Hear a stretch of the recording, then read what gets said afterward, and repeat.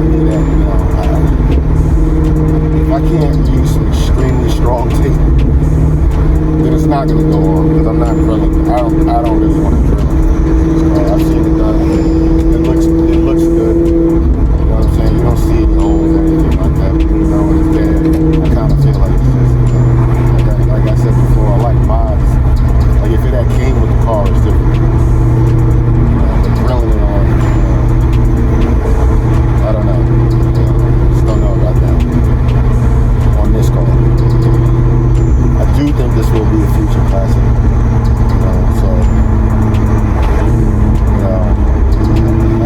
I don't think I'll ever be getting rid of it. Like this will be like, my grandkids and put it in Barrett Jackson if they want to. Drive it if they want to. That's what this will be. And most of the cars that I buy, that's what it will be. For my kids, like really, if they do appreciate, which I think they will. I mean, especially by that time, most cars are classics kind of like did that far down the road.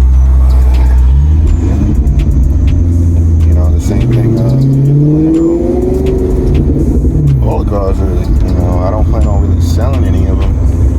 I know you guys, and I watch, before I started a channel, I watched YouTube. And the one thing that I thought a lot of them missed was that a lot of the subscribers, a lot of people who watch the channel, they get attached to the car, just like the person who owns it almost, because they remember when you got it, what you did to it, driving it, everything. They remember everything about the car, almost like it was their own. So I don't really want to get rid of cars for that reason.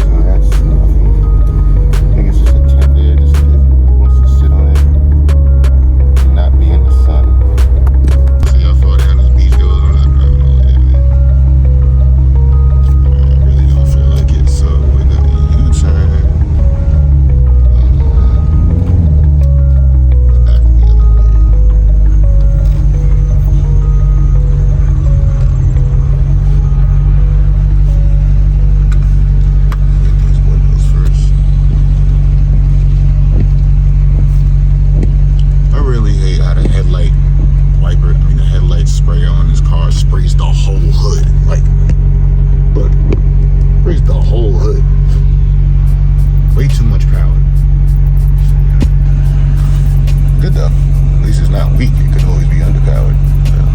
So yeah, in this video I want to really talk about Maserati marketing, their marketing department, and why I think Maseratis actually depreciate, and what I think their marketing department could actually do to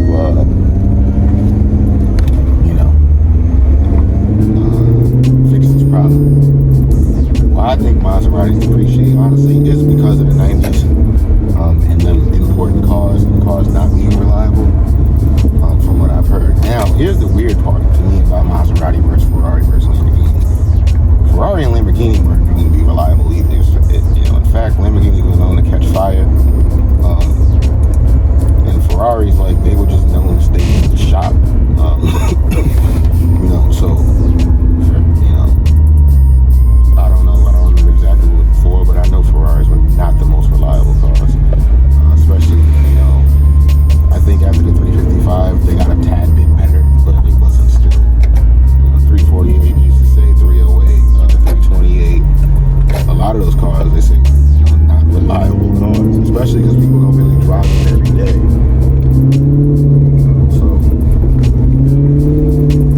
So you have to look at it like, Maserati, what I think they did that kind of messed their marketing up is they pulled out of the U.S. And that's where I think, they let the reputation hang, and they just let it stay like that. And they didn't start importing cars again until selling cars again. I think it's cars imported like the 04, 05, 06. So they just let that reputation stay in people's minds as them being not reliable.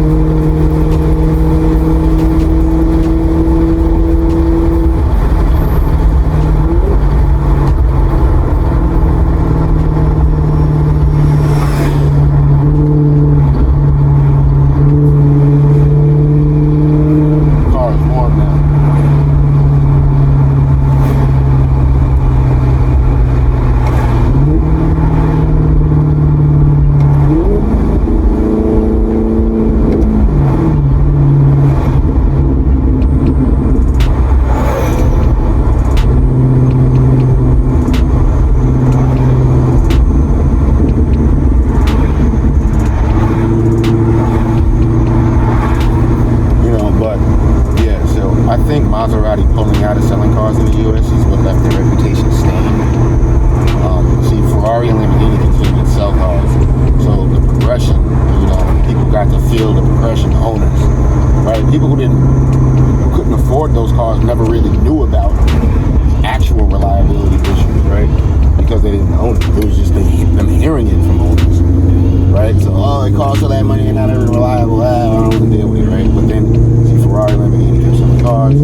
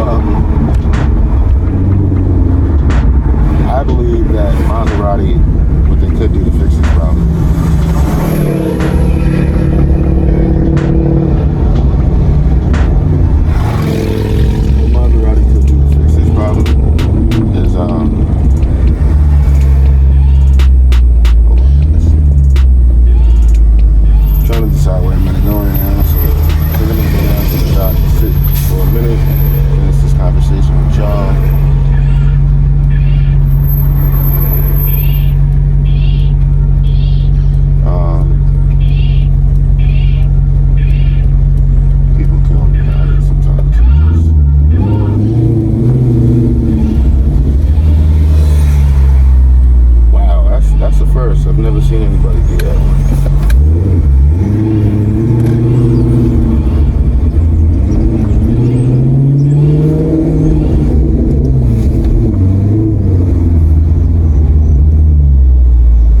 God, this car sounds so beautiful when it's warm.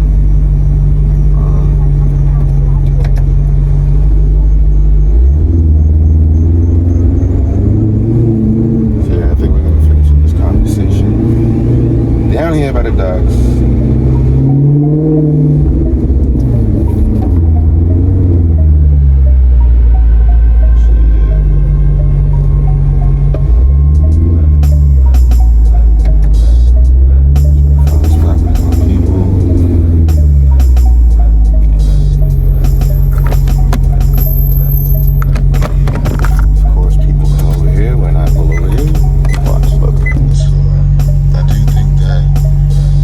Maserati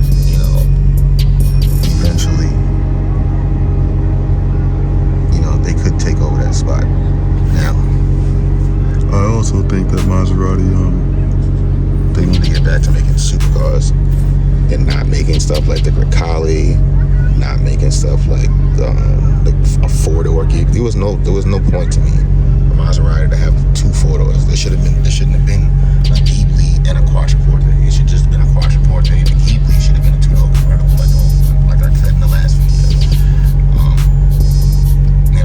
I do think the Ghiblis are cool, but I just think that for Maserati, the Ghibli was just to sell cars. You know what I mean? Just like kind of how like the bi-turbo was back in the 90s. I think it was just to sell cars. I don't really think, when you think Maserati, you thought Maserati back in the 90s or in the 80s when I was a kid, you thought of really like supercars and you thought of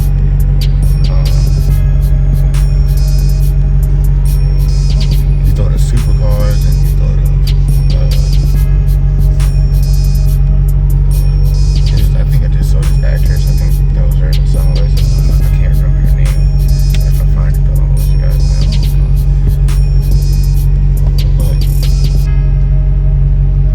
But Maserati used to think supercars just like Lamborghini and Ferrari, and that's what I think the Ghibli kind of killed that vibe a little bit. Even with the Ghibli now, I think they should just make a Trofeo. They should make any other version of that car. It should just be a 580 horsepower sports sedan. That's it. It shouldn't be anything else if they didn't make it. But I think Maserati needs to start doing more social media. I think they need to take a page out of Dodge's book. I think they need to stop making these that Doug DeMuro calls them low-hanging fruit cars. Kylie used to not, it shouldn't be just a limited truck and just not made anymore. Sorry to all of the Kylie owners. I understand why you bought it. It was a little Maserati truck, cool, but it just shouldn't exist as a brand. The MC20 should have been a V8 or a 12-cylinder or a 10. The Gran Turismo should have been an 8. I don't know why they wouldn't. What it seems like a twin turbo 6. They say they're not doing Ferrari engines anymore, so I don't know how they're going to do a Trofeo version V8 unless they're going to make a V8 Neptuno engine, which we'll see. It doesn't look like that's the case because that would have been in the MC20. So unless they're making a Trofeo MC20 with a V8 and Neptuno engine, which I think everybody who bought the MC20 6-cylinder would feel kind of like they got beat and hustled out of their money. You know what I mean?